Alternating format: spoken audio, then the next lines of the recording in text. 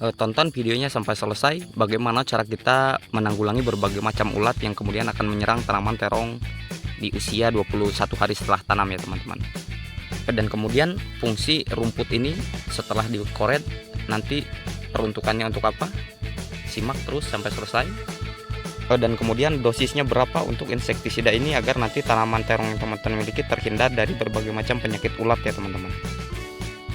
Pencegahan hama yang menyerang cenderung lebih baik ketimbang nantinya ketika tanaman kita terserang lebih banyak penyakit ya teman-teman. Cegah sejak dini, sejak awal, agar nanti pertumbuhan terong yang teman-teman miliki cenderung maksimal dan bagus ya teman-teman. Tujuan saya adalah semoga ilmu yang saya kuasai kemudian bisa teman-teman menirunya ya teman-teman, agar nantinya tingkat keberhasilan tanaman terong cenderung jauh lebih menguntungkan dan lebih subur ya teman-teman. Oleh karenanya simak terus video ini sampai selesai agar teman-teman paham bagaimana cara kita proses perawatan terong di usia 21 hari setelah tanam ya teman-teman.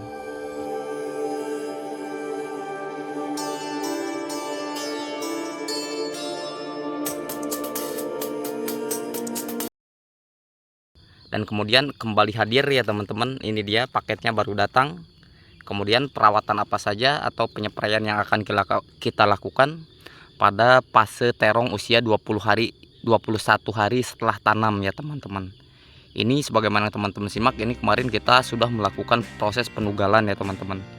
Dan sekarang kita akan melakukan penyepraian dengan bahan ini dia ya teman-teman, paketnya ini sudah baru tiba ya. Bagaimana teman-teman simak, ini adalah harganya Rp34.000 ya teman-teman. Tujuan saya adalah memperkenalkan insektisida ini adalah agar nantinya teman-teman paham bagaimana cara kita untuk penanggulangan terhadap berbagai macam hama atau penyakit yang kemudian akan menyerang tanaman kita, tanaman terong kita pada usia posisi 21 hari setelah tanam ya teman-teman. Ini adalah insektisida Dangke ya teman-teman. Bagaimana teman-teman simak, Dangke 40 WP ini memang sudah terbukti, dan sekali lagi saya tekankan bahwa memang saya tidak terikat suatu produk apapun, tapi memang demi keberhasilan atau tingkat keberhasilan petani terong seluruh Nusantara. Oleh karenanya saya berbagi tentang penggunaan atau pengaplikasian terhadap insektisida Dangke ini ya teman-teman. Memang tujuan saya adalah setiap kali memposting video tentunya ingin memberikan manfaat yang terbaik buat teman-teman semua. Karena memang sesuai dengan pengalaman saya sendiri selama 6 tahun budidaya tanaman terong, berbagai macam kendala, berbagai macam penyakit atau hama yang cenderung sering terjadi kepada tanaman terong yang kita miliki sudah saya alami ya teman-teman. Dan kemudian saya melakukan pencegahan sejak dini, dan akhirnya memang untuk kualitas Dangke ini untuk pencegahan ulat ya, terutama nanti kan ulat itu ada ulat penggerek batang dan ulat penggerek daun, dan tentunya ada ulat yang lain yang kemudian akan menyerang tanaman terong yang kita miliki ya teman-teman. Oleh karenanya untuk insektisida Dangke ini memang cenderung dia lebih baik, lebih bagus ya teman-teman. Satu, memang secara ekonomis harganya murah. Yang kedua, memang secara kualitas insektisida Dangke ini cenderung saya rekomendasikan untuk teman-teman yang khususnya ingin membudidayakan tanaman terong atau pencegahan penyakit hama ulat ya teman-teman, terutama ulat gerayak. Itu dia ya teman-teman. Dan kemudian sebagaimana teman-teman simak, ini cenderung pertumbuhannya memang bagus ya teman-teman.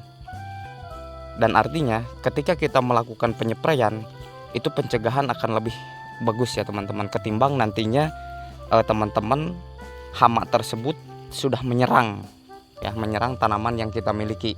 Itu akan cenderung lebih sulit dan dampaknya pun akan memang lebih sangat terasa ya.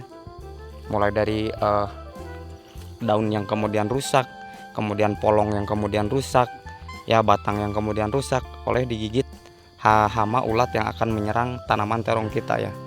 Oleh karenanya pada video kali ini pun saya menjelaskan agar nantinya kualitas terong yang kita miliki, kualitas tanaman terong yang kita miliki cenderung lebih bagus ya teman-teman.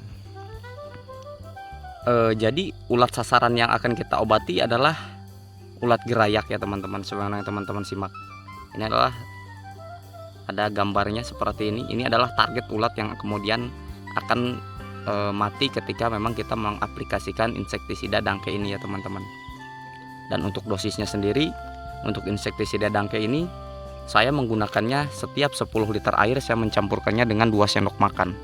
Terserah teman-teman ya. Kemudian kalau memang hama tersebut sudah di ambang batas, artinya memang hama yang menyerang tanaman terong teman-teman itu cenderung lebih dahsyat ya, lebih banyak hamanya, maka teman-teman bisa mengaplikasikan dangke ini dengan dosis kelipatannya ya teman-teman.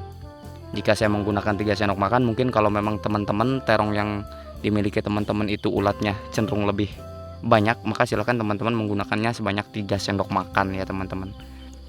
Artinya memang kalau hamanya banyak, maka dosisnya pun diperbanyak seperti itu ya teman-teman. Dan untuk pencegahan, teman-teman bisa mengaplikasikannya setiap 1 minggu sekali ya teman-teman. Rutin 1 minggu sekali, saya rasa itu sudah bagus ya teman-teman. Dan kemudian kenapa saya angkat ya ini rumput hasil pengoretan yang kemarin telah dikoret itu kan sudah kering seperti ini ya teman-teman. Kemudian saya angkat ke atas karena memang nanti untuk pertumbuhan rumput di bawahnya akan terhambat, dan ini nanti setelah dia membusuk, setelah rumput ini membusuk, cenderung dia akan menjadi pupuk itu sendiri, pupuk alami atau pupuk kompos ya. Oleh karenanya, jika teman-teman kemudian melakukan pengoretan, jangan sampai rumput ini terbuang percuma, dan nantinya setelah menjadi pupuk kompos, dia akan cenderung terserap unsur haranya oleh tanaman terong yang kita miliki, dan hasilnya pun nanti akan cenderung lebih subur ketimbang daripada kita membuang rumput kering yang hasil pengoretan itu sendiri ya teman-teman. Dan kemudian fungsi daripada rumput hasil sisa pengoretan ini juga, dia berfungsi sebagai penahan daripada air ya teman-teman, sehingga kelembapan itu akan senantiasa terjaga, dan nantinya kelembapan itu akan terserap oleh tanaman terong ini ya teman-teman. Karena memang untuk daerah saya sekarang posisinya memang musim kemarau, dan memang saya tekankan tanaman terong adalah tanaman yang memang cenderung dia tahan terhadap cuaca panas ya, atau cuaca ekstrim sekalipun ya teman-teman, karena kita tidak perlu melakukan penyiraman secara setiap hari ya teman-teman, karena memang 1 minggu sekalipun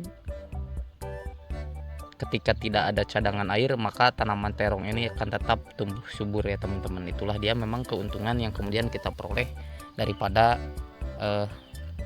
sisa rumput hasil pengoretan ini ya teman-teman. Dan kemudian untuk petani pemula ya teman-teman, petani pemula memang untuk budidaya tanaman terong cenderung lebih menguntungkan ketimbang kita menanam tanaman yang lain ya teman-teman. Karena memang untuk petani pemula pun saya rasa ketika ingin memulai agribisnis dengan membudidayakan tanaman terong seperti tanaman terong yang saya miliki, cenderung cara perawatannya memang lebih mudah ya teman-teman, dan secara biaya produksi pun memang cenderung lebih murah ya teman-teman. Jadi bagi teman-teman yang ingin mencoba budidaya agribisnis dalam proses penanaman tanaman terong, silahkan bertanya di kolom komentar atau ikuti perkembangan channel Bos Terong Channel, agar setiap kali update video teman-teman tidak ketinggalan terhadap informasi-informasi apa saja yang kemudian senantiasa saya bagikan di channel Bos Terong ya teman-teman. Dan memang pengalaman itulah yang kemudian akan menjadikan ilmu yang sangat berharga di saat kita ingin memproses atau membudidayakan berbagai macam jenis tanaman ya teman-teman.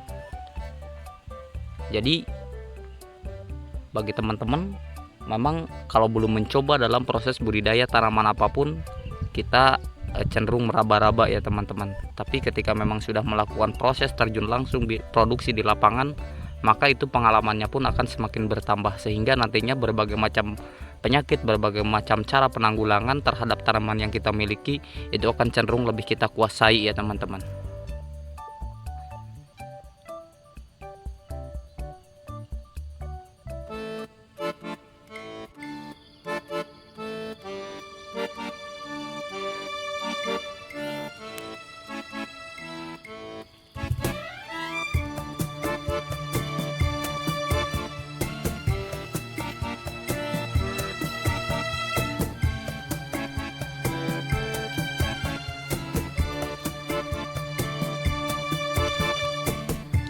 Oke, terima kasih telah menyimak video saya dalam proses pengaplikasian penyepraian terhadap tanaman terong yang kita miliki di usia 21 hari setelah tanam ya teman-teman. Semoga bermanfaat. Kurang lebihnya mohon maaf. Kalau ada pertanyaan silahkan di kolom komentar bagaimana tata cara kita dalam proses budidaya tanaman terong khususnya ya teman-teman. Dan bagi teman-teman yang baru bergabung atau baru menemukan channel ini, silahkan like, comment, share, dan subscribe agar tentunya channel ini semakin bermanfaat bagi banyak orang yang ingin terutama memulai agribisnis dengan budidaya tanaman terong, terutama jenis terong ungu ya teman-teman.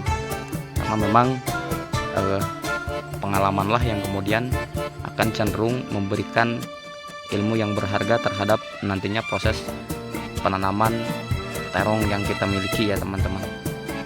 Akhir kata, assalamualaikum warahmatullahi taala wabarakatuh.